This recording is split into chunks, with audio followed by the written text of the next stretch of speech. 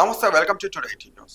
కరీంనగర్ జిల్లా కొత్తపల్లి మున్సిపాలిటీ పరిధిలో nature school విద్యార్థులు క్షేత్ర పర్యటనలో భాగంగా కొత్తపల్లిలోని ఉత్తమ రైతు చిట్కూరి శ్రీనివాస్ వ్యవసాయ క్షేత్రాన్ని సందర్శించారు.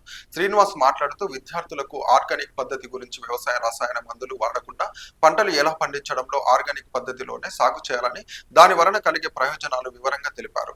రైతు దేశానికి వెన్నెముక లాంటి వాడని అన్నారు.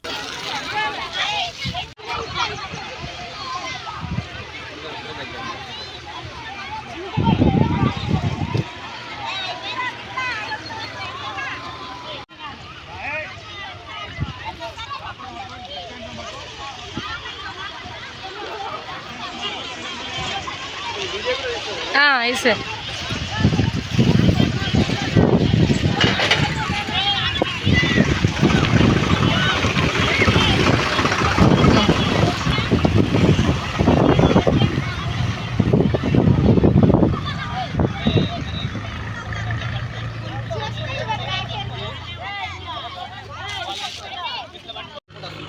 ఒకప్పుడు బర్లపెంట ఇవన్నీ వేసి కాంపోస్ట్ తయారు చేసి ఇప్పుడు ఏంటి, నేను యాక్చువల్గా నా భూమిలో ఇంతవరకు నేను 2-3 ఇయర్స్ నుంచి ఎరువులు వేయడం లేదు.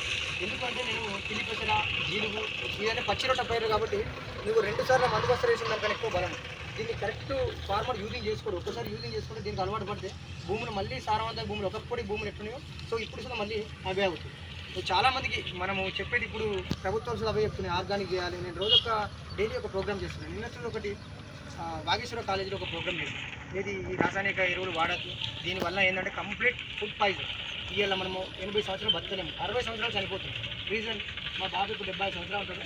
కొత్తపల్లి నుంచి మళ్ళీ గొర్రెలు కాస్తాడు, మళ్ళీ 4 కిలోమీటర్లు 5 కిలోమీటర్లు. అంటే ఆయన గట్టి కూడా నాతోనే అవుతుంది. అంటే కారణం ఏంటంటే బాగా విజింగ్ చేస్తుందంటే ఈ ప్యాడీ మీద మనం స్ప్రేయింగ్ చేయడం ఉంటుంది. ఇది ఖచ్చితంగా ఒక్కొక్క చిన్న బుద్ధి మాత్రమే 4000 బాటలు కొడుతుంది. అది ఫుడ్ పాయిజన్. పిల్లలు సుధా మన పుట్టినాక అంతా 40 రోజులు గట్టి బలం అనేది లేదు, ఫుడ్ పాయిజన్ కావచ్చు. అటువంటి కల్చర్ కాకుండా నిజంగా రైతులు కూడా ఇటువంటి ఆర్గానిక్ చేయాలి. ఎందుకంటే డిమాండ్గా అమ్ముకోవచ్చు, బయట మామూలుగా దానికన్నా డిమాండ్గా అమ్ముకోవచ్చు. దాంతో మనం పాడి పశువులు అనేది కంప్లీట్ కన్వర్ అయ్యింది. ఎక్కడ ఒకప్పుడు ఇంటికి 2-3 పాడి పశువులు ఉంటాయి. ఇక్కడ ఎక్కడ పెంట తీసుకెళ్తే కూడా పెంట దొరుకుతుంది.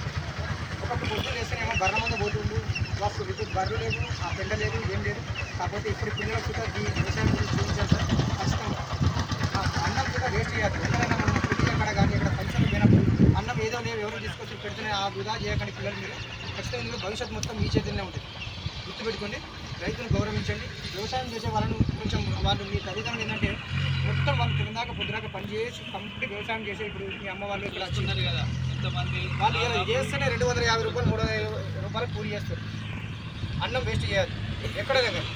ఇట్లా ఒకరోజు కాదు, దాదాపు 4-5 నెలల పాటు దాదాపు 6 నెలలు కష్టపడితేనే ఆ పంట మనకి తినడానికి ఫుడ్ అనేది వస్తుంది. కాబట్టి మనం ఫుడ్ అనేది ఎప్పుడు వేస్ట్ చేయదు. 6 కాలం కష్టపడితేనే మనకు వస్తుంది.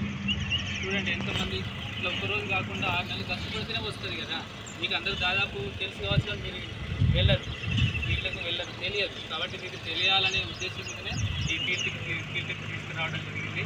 కాబట్టి థ్యాంక్ యూ శ్రీరన్న.